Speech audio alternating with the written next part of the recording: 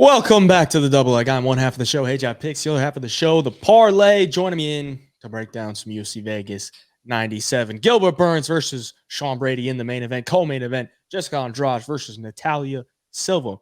This might be the best Apex card of the year. This is a stacked Apex card. Rarely do we get to say that. And it almost feels like it should not be at the Apex because, well, Gilbert Burns, 22 fights in the UFC, I think it is.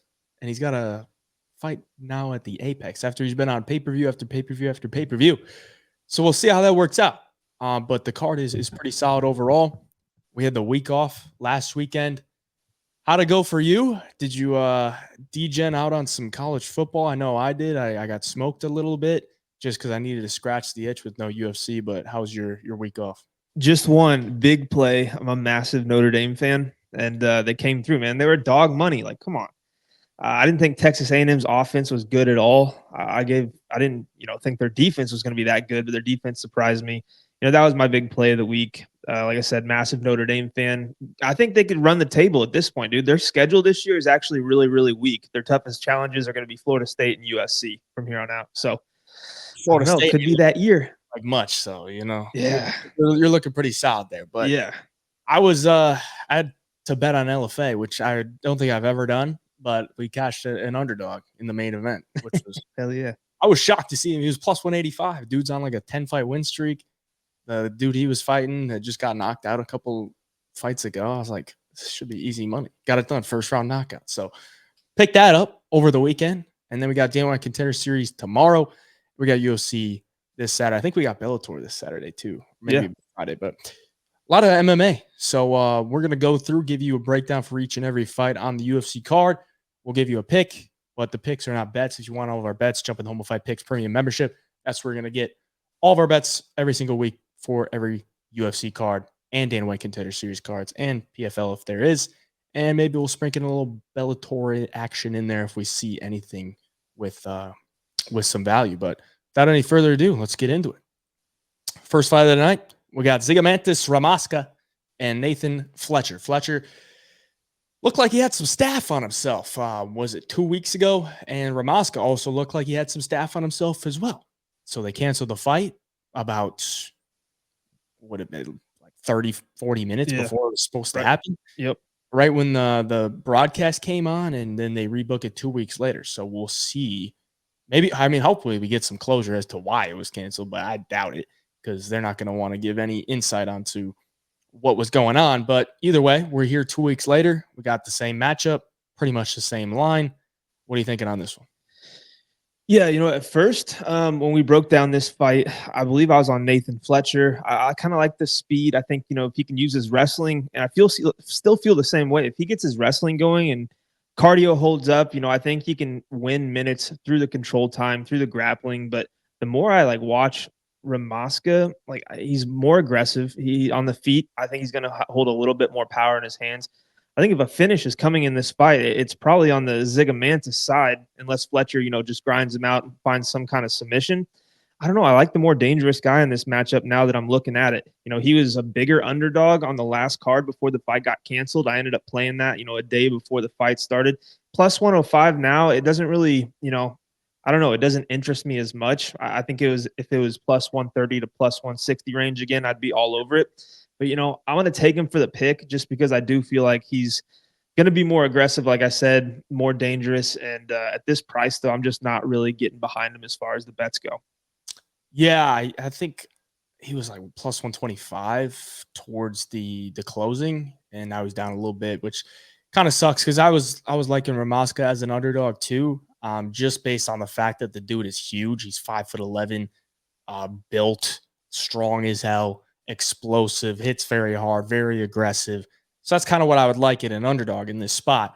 But I do see a very clear path to victory for Nathan Fletcher. Get him down to the ground, use your jiu-jitsu. I don't think Zigomantis is going to be able to hang with him on the ground. I think Fletcher's a really good grappler. And if he takes the back, it could be wraps pretty quickly. But on the feet, Ramaska is just a guy that's going to come forward. He's going to chuck bombs, and he's going to try to take your head off. So I think this pretty much just comes down to who can kill each other first. And that's basically a toss-up to me. So I'm going to side with the slight dog here in Ramaska for the pick. I'm not sure if there's any value on there right now. Maybe a KO prop if you like him that way, but Ramaska is a tough dude. He hits very hard, and Fletcher still fairly green. Cage Warriors guy. I love to fade the Cage Warriors guys, but I do think his grappling is very slick, and I think he can find the back and get a sub. But for the sake of the show, for the pick, I'll take Ramaska. So remind me again, like when he fought Con Offley, was Nathan Fletcher hurt in that fight? Or am I thinking of something else on the show? I watched so many of these Ultimate Fighter shows over the last 2 weeks. I don't know. Because Con Offley beat him by unanimous decision. Yeah, I think. And like Con Offley looked god awful last week terrible. against Santos. He looked terrible. But I think that he like broke his foot or something. I know that arm or foot or something. Yeah. And Ramaska like broke his face though too. So maybe that had something to do with it. I don't know, but we'll see. Yeah. Moving on, we got Andrade Petroski and Dylan Budka. Budka coming in as a big underdog here against Petroski. Petroski getting back on track his last time out against Josh Fremd. Swept the scorecards 30-27 on Josh Fremd as a pick'em price there. And good win for him. Very boring fashion, but he got it done. His back was against the wall. Did what he needed to do. Now he's taking on a wrestler here in Dylan Budka. So we got two solid wrestlers. I would probably give the jiu-jitsu edge to Petroski. But he has had some spots throughout his career where you're kind of scratching your head. Specifically the hip bone knockout against Jacob Malkoun. So minus 320.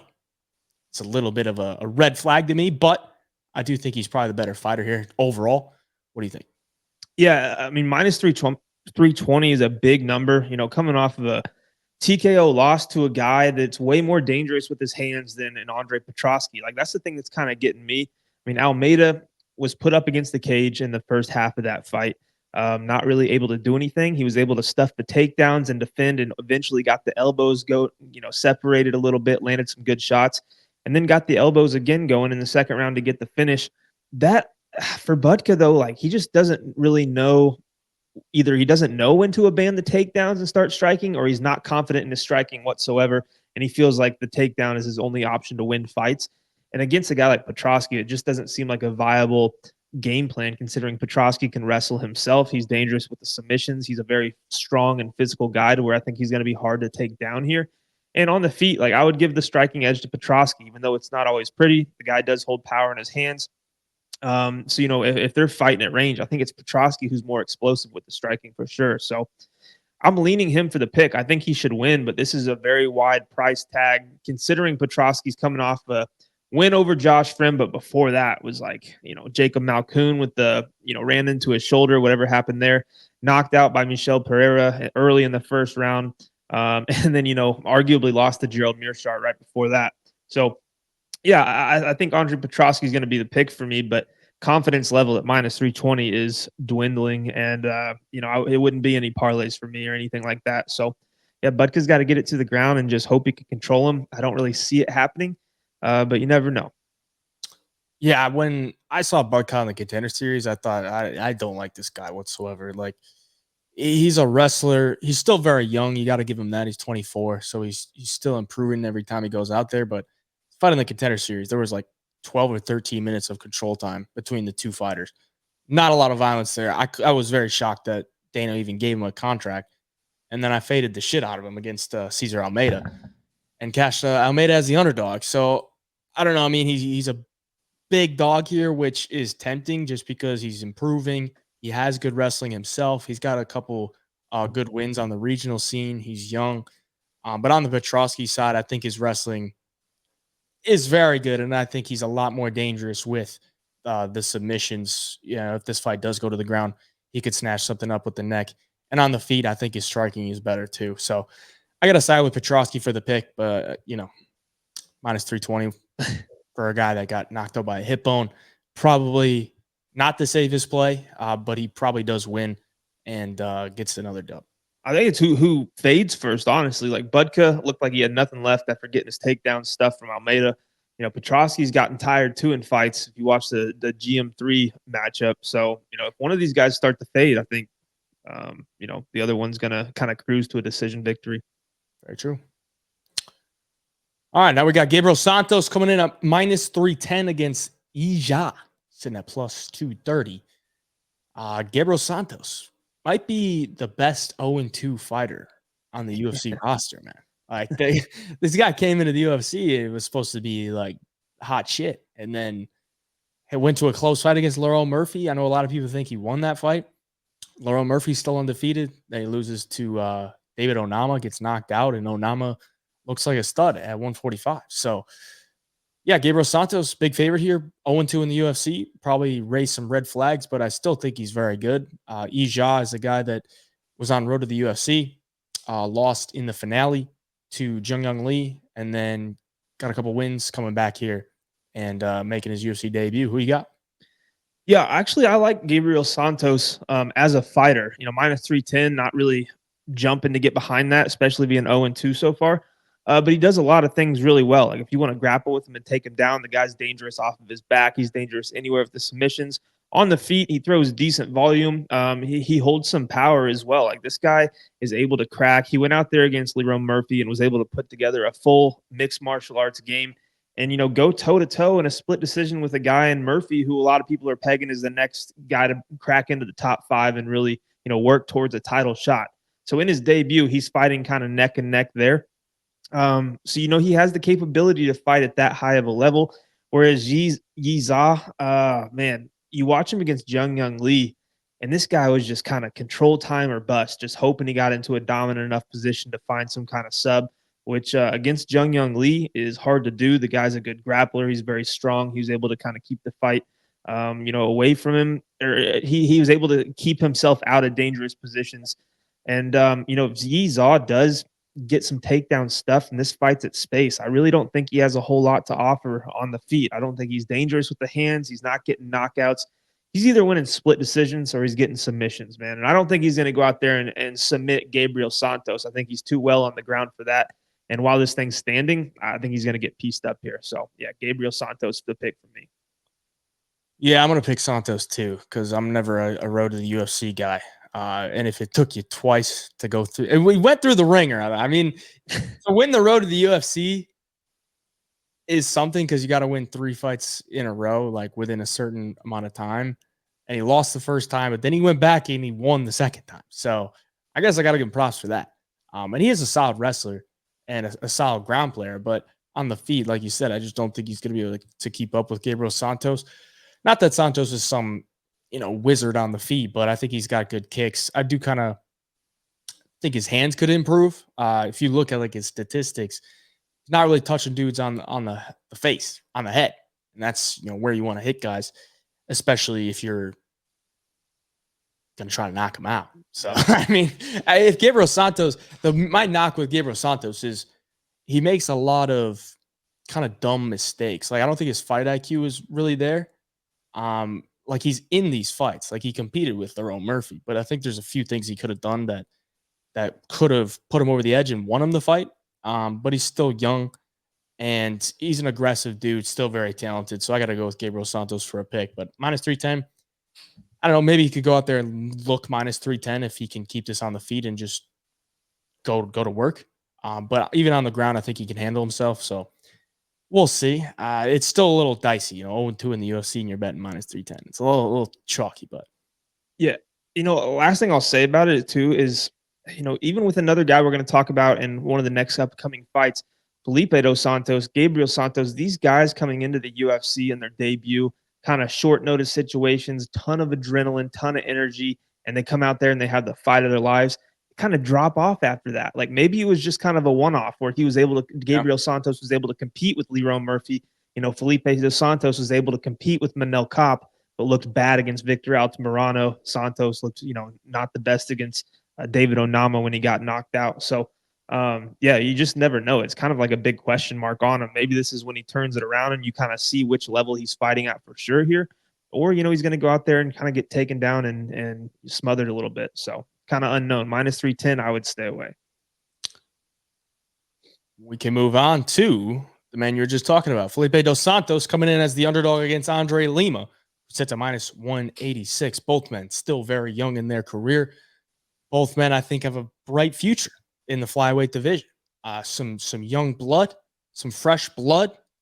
Both of guys got a couple fights in the UFC. Andrade Lima, 2-0 now. and still undefeated. And Dos Santos, you mentioned it, debuted against Manel Kape, took him to a competitive fight, and then won his second fight against Victor Altamirano, which was pretty controversial. I mean, he got taken down 9 times in that fight, and it went to a split decision, which I thought he very easily could have lost. And I think he was a big favorite in that fight as well. I think like minus 300 or something like that. So he comes in as the underdog here. What are you thinking? Oh man, I'm tempted. Like I know I just said some of these guys, maybe they fought the fight of their lives and they come back down to reality. But in this matchup, man, I think this is closer than a minus 185 for Lima. Lima in his debut, obviously, you get the bite, stops the fight and everything, but he was winning that fight, but he was also getting touched a little bit. He was getting taken down as well. Severino just kind of ran out of steam, I think, and looked for the door, looked for the way out and took it. But, on the feet in that fight, if Dos Santos can kind of turn back the clock to how he fought against Manel Kape, I think he's going to have success on the feet here too. He kind of fights long. He's good with the counters. He's very fast with the hands. And overall, man, I mean, Lima, I think, is a good boxer as well. I just don't know if he's minus 185 better than Felipe Dos Santos right now. So Santos, young, getting better, throws good volume out there. He's always throwing something. He'll throw kicks up the middle, just always scoring on the points. He does get hit a little bit too.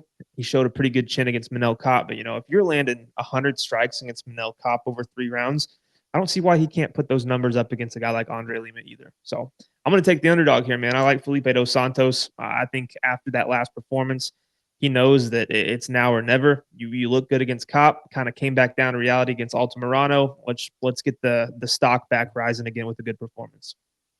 Yeah, I can't wait for this fight. It's going to be sick. Yeah, for I sure. like both guys. I like both guys a lot. I think Andre Lima is probably the more technical kickboxer, but I think at times he kind of tries to be a little bit too technical, and he tends to be a little bit low volume, which, Felipe Dos Santos brings the chaos in there. Then I think that could give him some troubles, just based on the fact that he could outwork him on the feet. The fact that Dos Santos is getting taken down 9 times by Altamirano is kind of a red flag to me, just based on the fact that Andre Lima is a big dude, a very thick dude. I mean, he's the same size, height-wise, as Dos Santos, but I think he's a lot more filled out. And I think there's a path where Andre Lima could just out-physical, like, bully him out there. I think Andre Lima hits harder. I think his leg kicks are very sharp.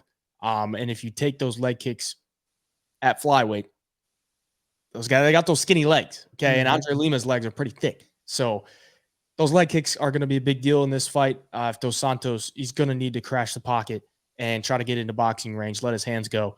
Because Andre Lima, I don't think he's the best boxer, like you said, because he likes to hide behind those kicks. Not that he can't, pop somebody in the face when they're in the pocket, but I think he's a lot more comfortable at kicking range. And honestly, I think Lima could land some takedowns here. I think Lima, I think he's an underrated grappler. And when I say that, I mean, he can get taken down. He got taken down 5 times by Igor Severino, the dude that bit him. But he was getting back up. He was putting him in some tough spots. So, honestly, I think if Dos Santos even tries to land a takedown, I don't think he has in the UFC. But if he tries, I think he's got to mind his P's and Q's. Now, he's a shoot-the-box guy. He'll probably be ready for that. But I think very highly of both guys. I think just a little bit more highly of Andre Lima. I'm going to side with Lima for the pick here. But it should be a great fight, one that I'm looking forward to.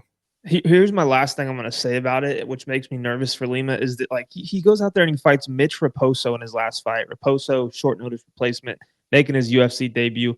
And he just didn't do anything to really separate himself, to the point where a judge gave the fight to Raposo, made it a split decision, which was kind of crazy just because you knew Lima, he didn't do a lot in that fight, but it was pretty evident he was in control of the whole fight. But he just didn't really put anything out there to really separate himself, didn't go out there and hurt him, take him down. And, if he lets a guy like Felipe Dos Santos hang around, Dos Santos is going to make it a scrap and he's going to make it close. So that's the one thing. If this thing goes to a decision, which I think it will, holding a minus 185 on a guy, I think is you're going to be sweating a little bit. Yeah, I agree. Moving on to the biggest fight on the card. We got Isaac Dulgarian going in there to absolutely slaughter Brendan Marotte. The real question, over under 2.5 minutes. I think I got to take the under. I mean, I think so. Isaac Dulgarian is one of the most dangerous dudes in the first round that we've seen, just based on the fact that he goes for it right off the bat. Like, there's no messing around. And then we look at Brendan Marotte, and we see that he got knocked out by Terrence McKinney in, like, what was it, 20 seconds, something like that? Instantaneous. UFC debut gets chinned by McKinney. So McKinney's a dude that finishes dudes very quick as well. Pause. But over under 2.5 minutes. What do you think?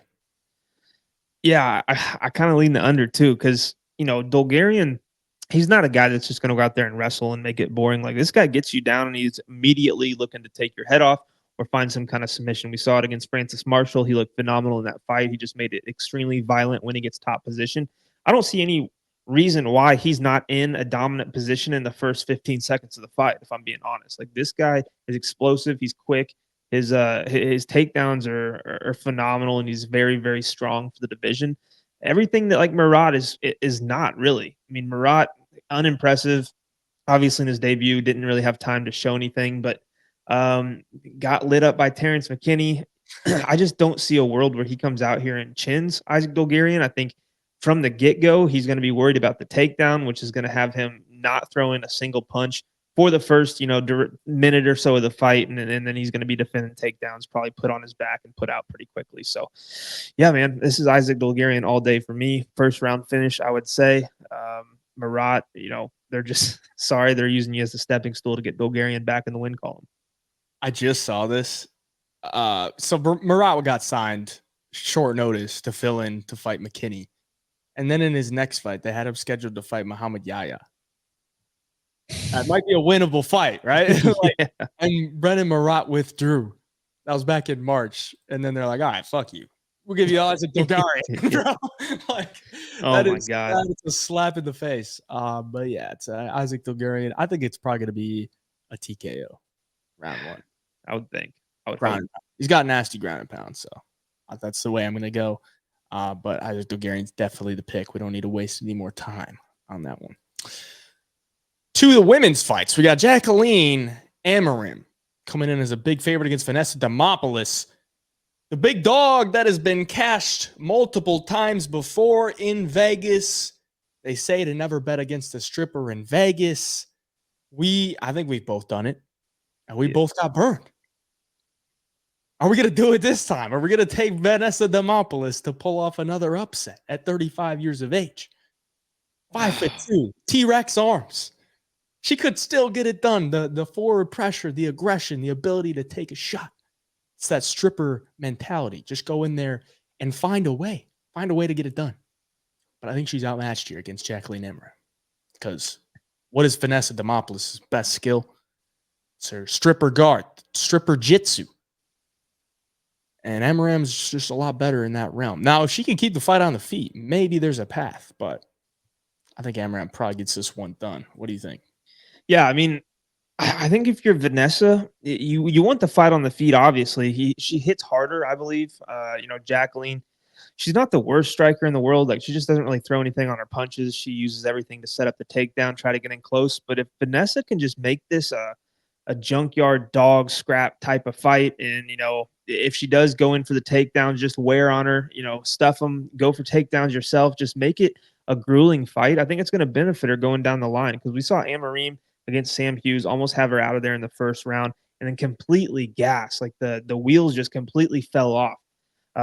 She wasn't really challenged in her next fight against Montserrat Ruiz. Against Corey McKenna, she got the early submission. Like, we didn't have to see what it looked like after a couple of rounds. So if Vanessa can just have that kind of game plan and survive the first round and make it grueling, man, I think she's going to have a chance going towards decision. She's a girl, like, I don't know if her cardio is great. I think she's just got a bunch of heart, and she's got the will to win, and she's going to be swinging all 3 rounds here. Jacqueline, if this thing does get onto the ground, Amorim is a better jiu-jitsu player than Vanessa Demopoulos. She's, got the credentials. She's more experienced. Vanessa's good off her back with the arm bars and stuff, but I just don't think that kind of thing works against Amorim. If Amorim gets the takedowns and Vanessa wants to play off of her back, she's going to lose rounds. She's going to lose minutes. She's got to work back to her feet. And like I said, make it grueling, land bombs. You got a chance to win this fight at plus 250. It's hard to hop off the train, though, man. I mean, she does it every single time in Vegas. Like, she's 5-1 in her last 6. That's crazy. Yeah, and I mean, every time it's like I don't play her at plus 300, plus 250, and I'm like, I got to play this until the wheels fall off at this point, and then here it comes right around again, and I'm questioning myself, like, do I play it or not? Probably wake up Sunday morning and be like, Vanessa Demopoulos was the lock of the year at plus 250. She wins every single fight she's in when she's at these odds. So I'm going to go with her, man. You can't really hop off the train until it crashes, and it has not crashed yet. Yeah, I mean, judges love her. There's a valid case for Demopoulos here. Like, I think her striking has improved a lot throughout the UFC. Yeah. Like, she landed a lot of good shots against Ducote your last fight. But you got to look at, I mean, she's like 3 of those 5 wins probably shouldn't have won them. Like, she probably shouldn't have won against Ducote, probably shouldn't have won against Marotte. And I bet on her against Marotte. Probably should have won against Jinyu Fry. But the Vegas judges love her. They just love themselves some Vanessa Demopoulos. And honestly, I mean, Amorim was an underdog against Corey McKenna. Round 1 sub, and now she's a minus 340 favorite. So there is some recency bias there. I mean, the books have just never really respected Vanessa Demopoulos, so got to take that into account. On the feet, I think Vanessa might actually be just the better striker based on aggression. And I think she's improving. But I do think there's a chance this fight hits the ground, Amorim locks something up. Because Vanessa's, I don't think she's ever been submitted in MMA, but she's been submitted a couple times in grappling competitions. And I think Amorim is she's nasty on the ground. Like, she is real nasty. So Amorim's my pick. But it is a very questionable line. And maybe I would just play a submission. I would play it inside the distance probably because I don't want my minus 340 going to a judge's decision against Demopoulos. So yeah, it's just like an optics thing. Like, I think these judges like the fact that she's marching forward, she's aggressive, and she's the one trying to end the fight in every single fight she's in. I think that's what pays off. She's at Extreme Couture. She's got great coaches, great facility. She's gonna have a good game plan. She's gonna be ready. So yeah. I don't know, man. It's tough to bet against her, especially you're getting these odds once again, and they cash every single time. She was on her back for over 10 minutes against Kanako Marotte. It's crazy. Still found a way. It's crazy. It's nuts. All right. Rigged. Come on. Might be. Owen St-Preux, still in action at 41 years of age, coming in as the dog against Ryan Superman Spann, minus 320. In this economy, Ryan Spann's minus 320. That is a little bit concerning. But you do have to look and see OSP is 41. Did have a big win his last time out. I'm not high on either guy. So maybe you could talk me into a side, but what do you got?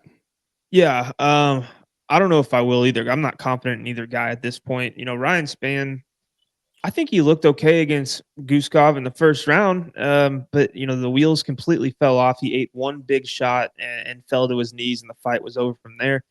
Loses to Anthony Smith in a fight that, you know, if it wasn't for him just getting touched up by little shots the whole fight, he probably wins that one too. He was landing the more, you know, meaningful shots. He got outstruck 91-59. You know, loses to Nikita Krylov by submission before that. This guy's on a rough stretch. And Owen St-Preux, I don't know if it was like, you know, his last fight. I don't know if I was super impressed with him as I was unimpressed with Kennedy and Zechiku. I mean, Kennedy looked awful in that fight. He just completely froze up at times. He didn't throw what he needed to. You know, when he had Owen hurt a few times in that fight, he just had no fight IQ whatsoever. Like, I give Owen St-Preux credit for landing 100 and almost 50 significant strikes in that fight at 40 years old and being able to scrape out the win. It was still a close fight, you know, split decision and stuff. It's not like he went out there and dominated. Ryan Spann's going to be more athletic than Kennedy, probably better movement. Kennedy's kind of just this big old dude that stands in front of you and likes to use his jab and looks like he should have all the power in the world and just doesn't.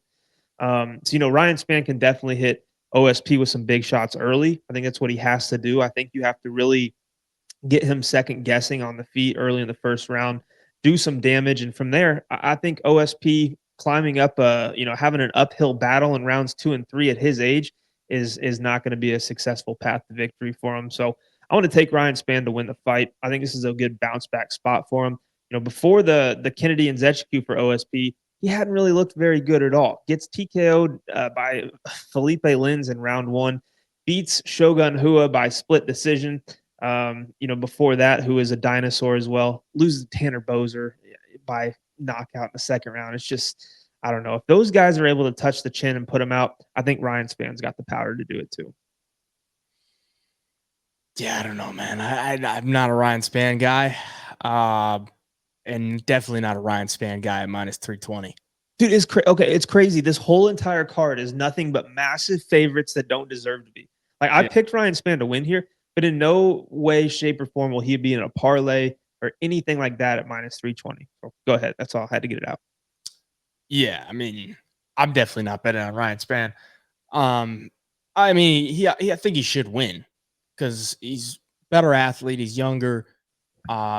It just really comes down to if he can't get an early finish, he falls off a cliff. And it's not even like he's just like death gassed.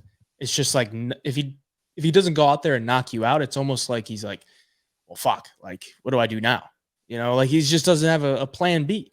So if OSP could survive round 1, then I think he could take over this fight. And I do think he has to keep the fight on the feet, though. Like, I think Ryan Spann is kind of nasty on the ground. Like, I think his best path to victory here is honestly like to take him down and sub him. Because OSP hasn't had the greatest chin throughout his career, but he's also been submitted a few times. And maybe, I don't know, maybe that would zap Ryan Spann's gas tank. Maybe I'm just talking shit, but I think OSP has a chance here. He showed me a lot his last time out, just for the ability to go 3 rounds at a high pace and winning most of the rounds, landing a knockdown. That's good stuff to see because the fight before that was with Felipe Lins. He got knocked out in 50 seconds. So it was a good bounce back. I'm going to take Ryan Spann for the pick, but in no way am I going to be laying money on him at minus 320. I'll leave it at that. Now we move on to Rongzhu and Chris Padilla. Say Rongzhu fast 5 times and see what you hear. Minus 265 on Rongzhu, plus 200 on Chris Padilla. This is a weird one to me. Like, I honestly don't know what to do with this. Like, I don't like these Chinese fighters that have these inflated records and that have been fighting on road to the UFC, because I don't think the road to UFC competition level is like that great. And honestly, all these fucking guys fight the same. Like, they all do. They're all like grapplers that have like a little bit of pop and some decent submission skills. So I don't know what the hell to do with Rongzhu. He's minus 265 here. Chris Padilla, on the other hand, is a question mark to me too. Because sometimes I watch this guy fight and I'm like, all right, he's pretty damn good. And then I watch some of his other fights and I'm like, what the fuck is this guy doing? Like, what is his game plan? So I don't know much on this one, man. Like, I just can't piece together either of these guys. But I do got to take into consideration that Rongzhu got cut from the UFC.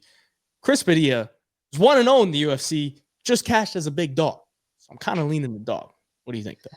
Yeah, I'm surprised they're not giving him more respect here, considering like Rongzhu, first stint in the UFC, goes out there and loses a bad decision where, he landed a couple takedowns, just completely outstruck on the feet. Beats Brandon Jenkins, who had 2 fights in the UFC and was knocked out in both of them. And then, Bahamondes absolutely beat the brakes off him on the feet, got him tired, submitted him in the third. Like, if he comes in here against Padilla and, wants to play the grappling game, like, Padilla's kind of game, and he's a hard-nosed fighter who's very physically strong. Like, he's not going to be an easy guy to go out there and submit. Hell, Padilla just won by submission in his last fight. So he's got the game in his back pocket when it has to go there. On the feet, I think Padilla's the guy who's going to be landing the harder shots. And we've seen Rongzhu kind of come out there and fade a little bit as the fight goes on. And when you fight a scrappy guy like Padilla, yeah, I think that Padilla is the guy you want to have on your ticket if this thing gets to midway through the second, going into the third, and there's been a lot of grappling exchanges early. Because while this thing's on the feet, like I said, I do think Padilla is the one landing the bigger shots. If the grappling starts failing halfway through or late in the fight for Rongzhu, Padilla is going to come alive. Plus 200. He's done this for us before in a fight against James Lontop, and I don't see why I wouldn't take another stab at him because Rongzhu is kind of a guy that you can go out there and watch the tape. He's got holes in his game still, even with all the experience. UFC didn't pan out just a couple of years ago. Like, it wasn't like it was like 6 years ago. He was 22 years old and now he's back and better than ever. Like, this guy was in the UFC 2 years ago. So I don't know how much he's gotten better since then. I think Chris Padilla's got multiple paths to victory. So I'm going to take him as the underdog here. I think this is an underdog type of card. Yeah, I mean, you got to give Rongzhu a little bit of slack. I mean, he's 24. He got into the UFC very young, like 21 years old. So there's that. I mean, he's got 30 professional fights, which is a lot for how young he is. And I think he's getting better. I watched a couple of his road to the UFC fights this past one, and he looks solid. I think his takedown defense has improved a lot. He stuffed like 21 takedowns in his last fight. Got a round 3 submission win, kind of just beat the dude up after failing takedown after takedown. And honestly, I watched Chris Padilla fight. I think he tends to fade a little bit as the fight goes on. I mean, if you look at his wins in his professional career, a lot of them come in the first round. 10 of them come in the first round. 2 of them come in the second round. And then when he goes to a decision, he's 3-2. So 3 losses and 2 wins, I should say. I think he tends to slow down a little bit. So I think Chris Padilla is live for a round 1 finish. But I think Rongzhu is tough. I don't think you're going to knock him out necessarily. I don't think Padilla is going to knock him out. I think Padilla could maybe sub him. But I think Rongzhu has made a lot of improvements to his game on the ground, at least. And I think he should be able to survive. And I think as the fight goes on, Rongzhu could probably pull away a little bit. I think he's a little bit more technical. I think he hits a little bit harder later in the fight, I should say. Padilla is dangerous on the feet early, but there's just some fights that I watch on Padilla. I'm like, this is just not good. Like, he's losing to a journeyman Darren Smith Jr. on the regional scene 2 years ago. Split decision loss, didn't look good at all. And then 3 years ago, losing to Devin Brock, 6-4 guy. I think he's just a wild card. Like, he could show up on any given night. He showed up in his debut against James Lontop, got the win. Maybe we see some regression here, but either way, I'm not excited about Rongzhu at minus 265 whatsoever. I'm going to take him for a pick, but I don't think I'll be betting it. So I'll take Rongzhu, but with hesitation. And now we move on. It's peak week. Trevor Peak coming in at minus 120 against Yanal Ashmouz, the Red Fox. Is that what it is? Red Fox? Yeah. Minus 106. Yanal Ashmouz, man. A lot of hype behind him his last time out, and then he goes out there and breaks his wrist in round 1, blocking a kick, and then makes it to a decision. I don't know how Chris Duncan didn't finish the guy. I mean, come on. Dude had a broken wrist, was literally only punching with one arm, and he couldn't finish Yanal Ashmouz. So Yanal showed some heart in that one, but a tough draw for him there. It's a tough draw for anybody to take on Trevor Peak, because you know that man's going to go in there. He's going to take every one of your punches, and he's just going to grit down. He's going to look at you with those eyes. He's just going to keep walking forward. No man has finished him, but he has 2 losses. So he is beatable, but he is very, very hard to finish. I'm excited for this one. It's always a fun fight when you're watching Trevor Peak, but what do you got? Yeah, this is a tough one, but I'm going to start by saying Trevor Peak was probably watching Muhammad Yahya versus Quay Fernandez and just praying to the gods that Yahya would get the win or look good, or think like, okay, Yahya's a solid fighter. Maybe, Trevor Peak dragging him to decision was a good win for Trevor Peak. Yahya looked so bad in that fight that makes me think, like, how could Trevor Peak not put this guy away? Like, how do you make this fight, boring? 4 takedowns for Peak in that fight. Couldn't get him out of there with the big shots. Couldn't find any submissions. Like, how do you let that happen? Because outside of that, his other 2 fights as of recent, he loses to Charlie Campbell and he loses to Chepe Mariscal. 2 good fighters. Chepe kind of on a little run. But, going up against Ashmouz, Trevor Peek got that win against Yaya because he used the wrestling. He was able to get him down, get Yaya tired. Like, Ashmouz is a decent wrestler. We've seen it, in his previous fights. He's used it like in fights on the PFL. And then obviously he's got power in the hands, like what we saw him do to Sam Patterson. But I still feel like for at this level, there's still unknowns. The fight with Sam Patterson lasted just a couple of seconds. Chris Duncan was able to beat him up for 3 rounds because he had a broken arm. Like, we don't really know what looks like over the course of 3 rounds while he's completely healthy. We know what Trevor Peek looks like. He's not going to stop swinging. He's going to try to mix in the wrestling. And, he's got a granite chin on him. It's almost impossible to put him away. So, if Ashmouz does stuff the takedowns, I think on the feet, he's going to be the more technical striker. I think Peek hits harder and is going to throw wild shots. Maybe he clips him, but I just see this fight going to a decision again. I think both guys are tough enough. And, if you're going to give me, a coin flip fight, I don't know, man. I'm not a big Trevor Peek guy. I'm not confident enough on Ashmouz. I'll go with the guy in Peek who's just going to be throwing hammers, and it's going to look better to the judges when he's landing big shots. He's not going to stop trying. Maybe the wrestling exchanges early in the fight start to get to Ashmouz, and he starts to fade a little bit because Trevor Peek's just going to march forward regardless if he's tired or not. It doesn't really matter. So I'll take him for the pick. Not confident whatsoever. Still some unknowns for and Trevor Peek. You just, I don't know. You just sit there and shake your head sometimes while he's fighting. I think if you have a submission package in your game, that should be your game plan against Trevor Peek. Like, you're not going to knock him out. So why not just try to take the back and choke him out? Like, I've seen spots where Trevor Peek's like getting put in a choke and he just like finds a way out of it. So obviously the guy's just like a greased up pig in there. Like, it's tough to control the dude, even on the ground. Like, if you get the guy at the ground, he just finds a way back up. Not necessarily the prettiest thing to watch. Nothing's pretty when you're watching Trevor Peek. But at the end of the day, it's a fist fight. I think Trevor Peek does well in fist fights. And I think in this fight against Yanal Ashmouz, Yanal's not a big 155er. He's 5'9", 68-inch reach. Same size as Trevor Peek as far as stature goes. But I think Trevor Peek's a strong motherfucker. I don't think he's just going to out physical. I think he's going to impose his will, walk forward. I don't think Yanal has great striking off his back foot. And honestly, I think his striking is a little bit overrated just based on knocking out Sam Patterson. I think Sam Patterson's terrible on the feet. I think he's awful. Yeah. So a little bit of a regression we saw in his last fight, even with the injury. Just early on, he just wasn't looking good. And I think Trevor Peek, even how bad he is on the feet, he throws hard, throws with bad intentions. He's going to force you to walk backwards. And he can mix in some offensive wrestling himself. We got to remember, every time Trevor Peek goes out there, I think he's going to be a little bit better. I mean, he's training with good guys now. So I think he's going to look okay here. I think he gets this one done. I could see a decision or maybe a late TKO. But if Yanal Ashmouz has any type of grappling, that should be your game plan, man. That should be your game plan. You're not going to knock him out with one punch like Sam Patterson.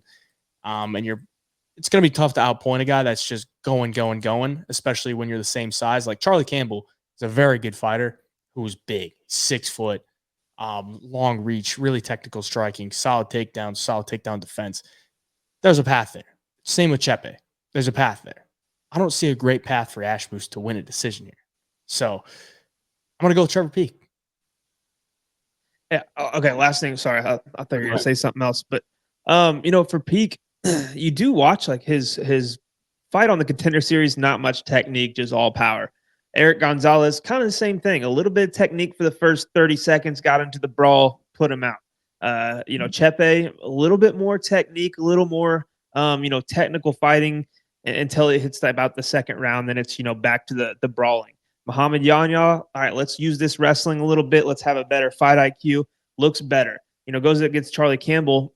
fought a little more technical halfway through the fight as well. I feel like he is starting to piece the puzzle, put the puzzle pieces together and start becoming more of a well-rounded actual mixed martial artist, not just some street fighter. I think it's what he's been working on because, in all of these fights, if he wasn't so wild and just, learned how to conserve energy and stuff, he'd have a chance to beat some of these guys he's lost to.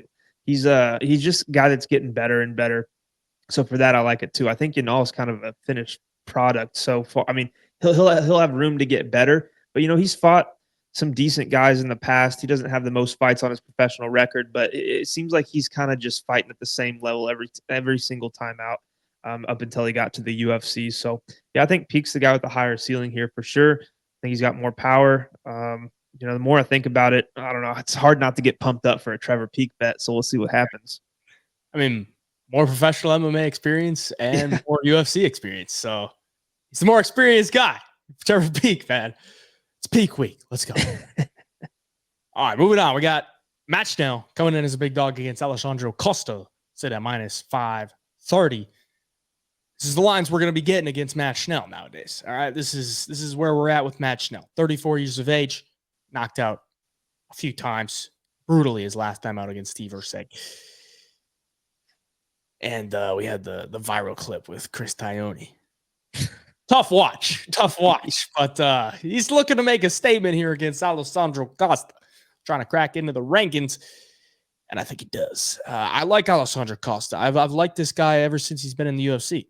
And I even bet him against Steve Ursek. That's how much I like this guy. And I liked him against Kevin Borjas. He looked perfect there. Nasty leg kicks, like really, really nasty leg kicks. Like he pretty much leg kick TKO'd Jimmy Flick. Pretty much leg kick TKO'd Kevin Borjas, and then just finished him off on the ground with ground and pound. So he's nasty on the feet. Throws with bad intentions. I think he's got good wrestling. I think he's got good jiu-jitsu. I think he's got all bases covered here. It's Matt Schnell. He's a solid boxer who has a bad chin and is a solid jiu-jitsu player on the ground with not the greatest wrestling. So is there a path for Matt Schnell? Can you please tell me? He's got to get, he's got to clip him. He's got to catch him in some kind of submission that, is kind of like 1 in 100 to catch Costa in, because Costa is so well-rounded, man. His wrestling is good. His jiu-jitsu is good. He's got power on the feet. He's pretty clean with his boxing at times too. He's got a good team around him.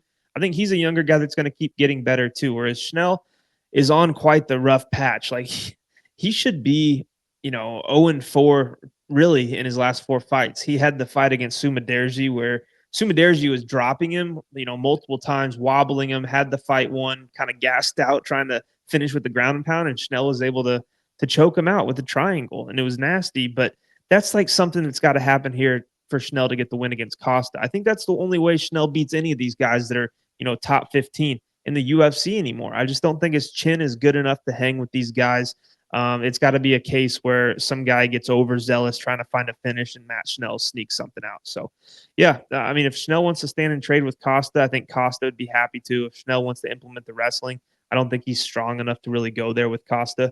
And if this turns into a jiu-jitsu match, I think Costa's, good enough to not get submitted by Schnell. It's going to wear Schnell out, and then Costa can kind of go to work from top position. So, like you said, I think he's got him covered on all bases here. Alessandro Costa, the pick for me.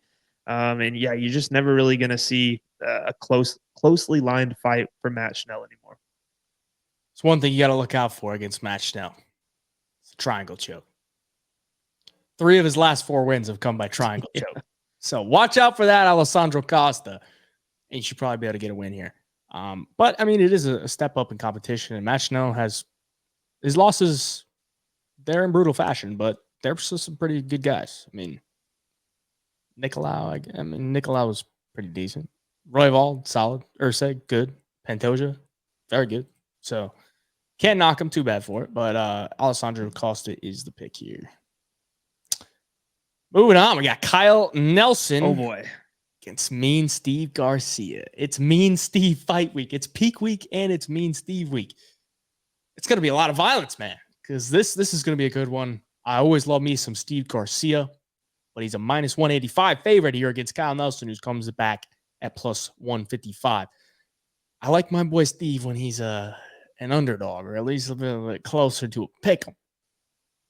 when you start getting a little bit chalky with my boy Steve, that's when I get a little bit scared because he's a guy that's just going to go for it. Absolute violence all the time. And he can get clipped. He's been clipped before, but he's managed to find a way to come back and win. And the one time that he didn't, he got clipped and he got put to sleep. Kyle Nelson, solid resurgence to his career. 3-fight winning streak. It's going to be a good one. What do you think? Yeah, I mean, if you're a Steve Garcia backer at this price, you definitely got to worry about the power coming at him because Kyle Nelson is a technical striker, but his best weapon is definitely, I mean, his right hand. He hits very hard. His footwork's good. He's kind of hard to read at times, and he'll go back and forth from the orthodox stance to southpaw, kind of give guys different looks.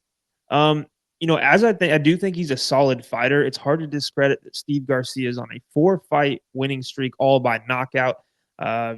Chase Hooper, that fight was brutal. But Shylin Nerdenbecky, Melt Costa, Sung Woo Choi, guys that, Melt Costa just got a win in the UFC where, he was able to eat some big shots in that fight. He's a guy that is talented. He throws good kicks. He's a good striker and good on the mat. And Steve Garcia was able to, kind of weather the Costa, I guess, trying to get back control in the first round and just turned on the gas and was able to put him out.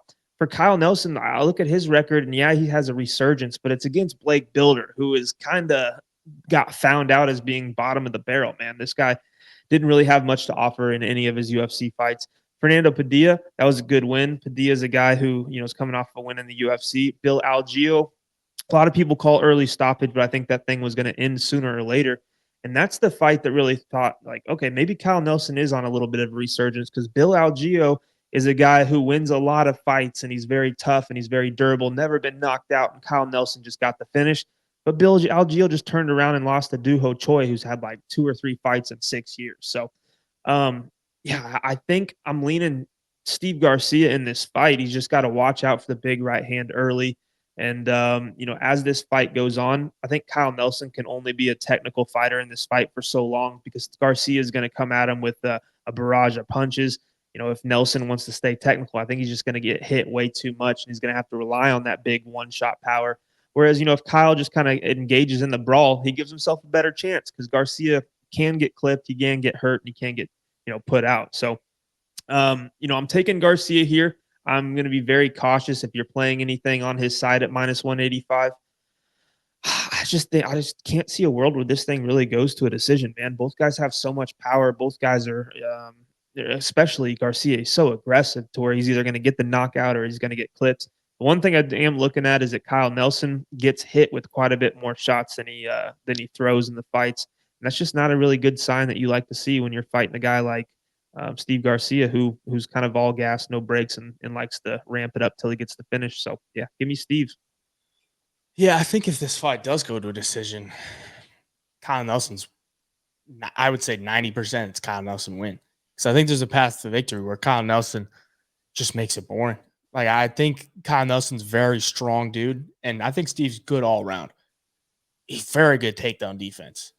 And he's just a violent dude, but he's also very sporadic. Like, he's been knocked down 5 times in the UFC.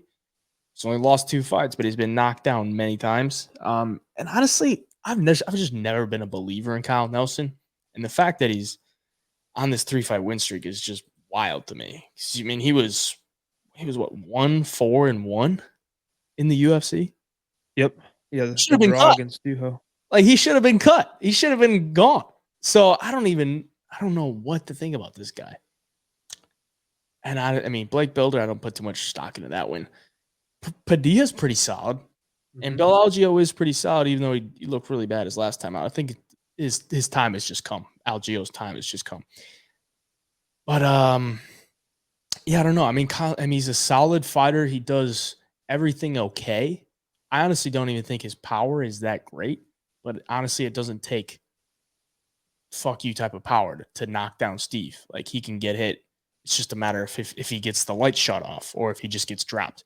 He's just going to keep coming forward.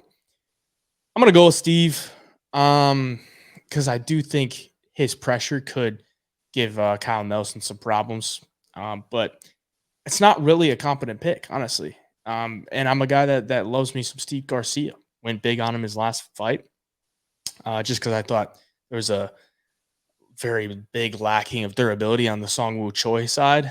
But I think Kyle Nelson is somewhat durable, and he's actually a pretty tough guy to hit. Like, he has a wide stance, uses a lot of kicks, a lot of body kicks, just and a lot of leg kicks just to keep you at range. So Steve's got to get past that range, get inside, throw those big bombs, and try to get him out of there. But it's a sketchy one, man. I honestly feel kind of weird about this one for Steve.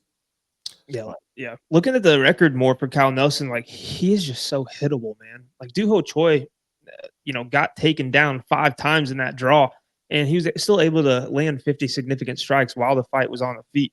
Even against Fernando Padilla was able to hit him 72 significant strikes. If Steve Garcia hits him with 72, I just feel like at some point, man, he's gonna fall. Like, that's a lot of power shots to be eaten from Steve.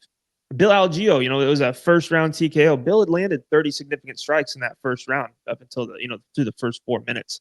So he's touchable. That's the one thing that's kind of steering me away from him here.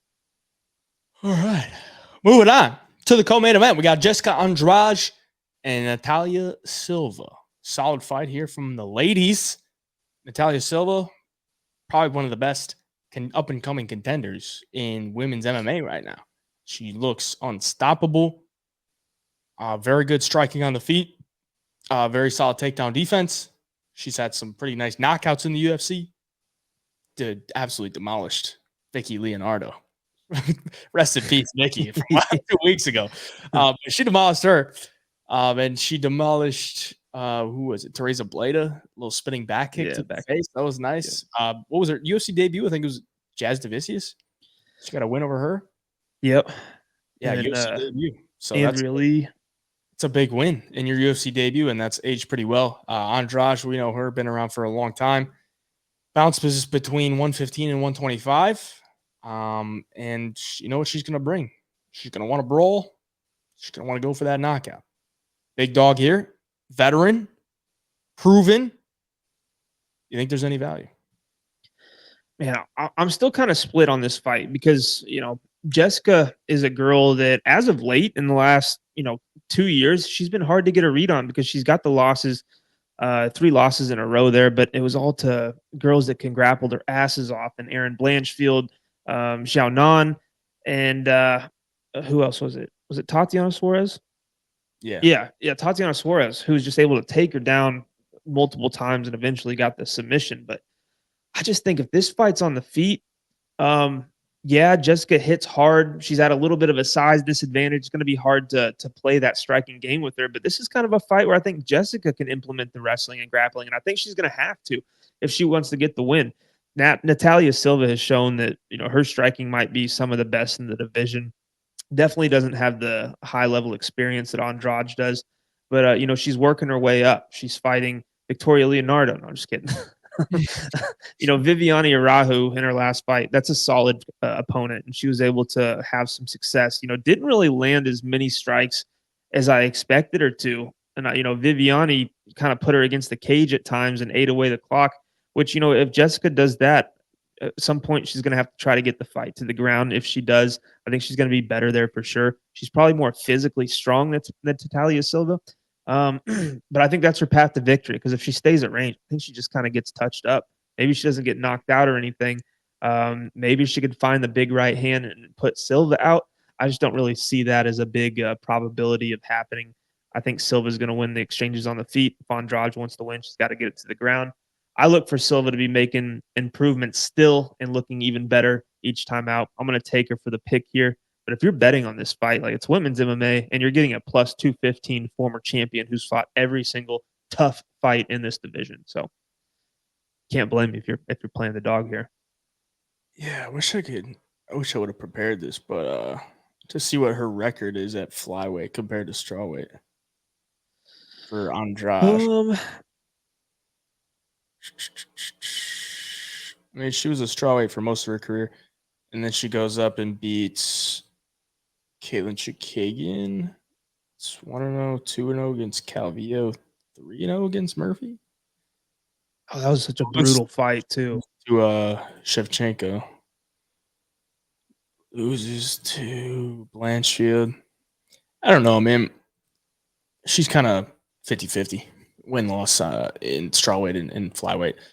Obviously, more wins in strawweight just because she's had more fights there. But honestly, I think Natalia Silva has the sauce to beat Jessica Andrade. Like, when I look at how do you beat Jessica Andrade, you either got to grapple her and be able to take her down and beat her up or try to submit her, or you got to have good counter striking. You have to have good striking for one, obviously, which Mackenzie Dern doesn't have, which she just beat her up there.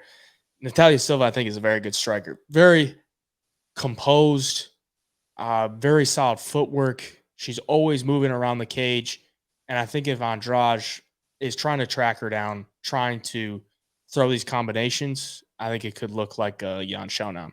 Look at what Yan Xiaonan did in that fight against Andrade. It's pretty much exactly what Natalia Silva does on a fight-to-fight basis. It's skirt around the cage, use your footwork, draw your opponent in, and then explode with big combinations. Either a right hand down the middle, step in lead hook, or some type of body kick. They're just trying to push and pull. They're trying to push you to one side or pull you to one side and then explode. So I think Natalia Silva has the sauce here. I mean, she has very solid power on the feet. She's physical, very good takedown defense. She's the bigger girl here, the younger girl here. And I think she's the truth, man. I think she's very solid, and I think she'll be able to get this one done. And I could see her knocking out Andrade early in the fight. If Andrade comes out crazy like she normally does, like she did against Yan Xiaonan, not trying to sway you too much, but I had Yan Xiaonan by KO there, plus 2,500. So I kind of see something similar here. I don't think we're going to get plus 2,500 on Natalia Silva KO, but might make my board. I'm going to take Natalia Silva. I think she's got it. Yeah. No, I mean, if Andrade wants to win the striking battle, she's got to make it like a in-close, dirty boxing type of fight. Because, I mean, she's going to get picked apart at range. And I just don't know if she can successfully close the distance to get into that range without getting punished for it. So, yeah, no, I definitely lean Silva. But, man, women's underdogs. Yeah. Gotta look out. Plus money on Andrade is always a solid look, but I don't think it's this time. Takes us to the main event. Gilbert Burns coming in as a plus 146 dog against Sean Brady at minus 188. Brady, obviously the younger fighter, coming off a win against Kelvin Gastelum. Gilbert Burns dropped 2 in a row. So I guess that's why we're seeing a line like this. But Gilbert Burns, a lot more UFC experience, a lot more professional MMA experience, and a lot more experience at a high level. Sean Brady, last 3 fights, just to take a look. We got Kelvin Gastelum, lost to Bilal Muhammad, and a win over Michael Chiesa. There's been a lot of inactivity from Sean Brady. Battled some injuries, battled some staff, pulled out against Michel Pereira, against Jack Della, against Vicente Luque. So, health is always a concern. Health could also be a concern for Gilbert Burns, just based on the fact that his first fight back from that shoulder injury was his last one against Jack Della. He looked solid in that fight. He was up 2 rounds to nothing, was winning the 3rd round, made one bad mistake, and here he is coming off back-to-back losses. But if he didn't, we could have a very different conversation. So, kind of seeing some recency bias in this line. What do you think? Yeah, I'm seeing some massive recency bias because if he does beat Jack Della, like everybody in the world's hammering Gilbert at plus 150. Like there's no doubt about it. He is definitely 5 minutes away from, not even worrying about Sean Brady. He's fighting up, towards a title, later in his career. Everybody loves Gilbert Burns. He's definitely in the title picture if he would have beat Jack Della. Sean Brady, you mentioned all the injuries and everything. It seems like a guy that's always battling something, and maybe he is 100% healthy, but maybe he's also like, okay, at some point I just got to buck up and get in there because I'm turning down all these fights. Sooner or later, they're going to kind of discard me back to the back of the line. Like he turned down some really, really big fights. Michel Pereira is surging right now. Jack Della just fought Gilbert. Vicente Luque, a staple name in this division that's been around forever towards the top. So now you're getting Gilbert in a fight where, I mean, he kind of has to wrestle him and hold him down to have success here. I think like he could show his boxing a little bit against Gilbert. Yeah, but I just think Gilbert wins the battle on the feet because he's going to land the bigger shots here. The optics look good. Gilbert is always making fights a dog fight. And a lot of people in my comments of a video that I dropped saying that I was backing Gilbert Burns kept talking about his age.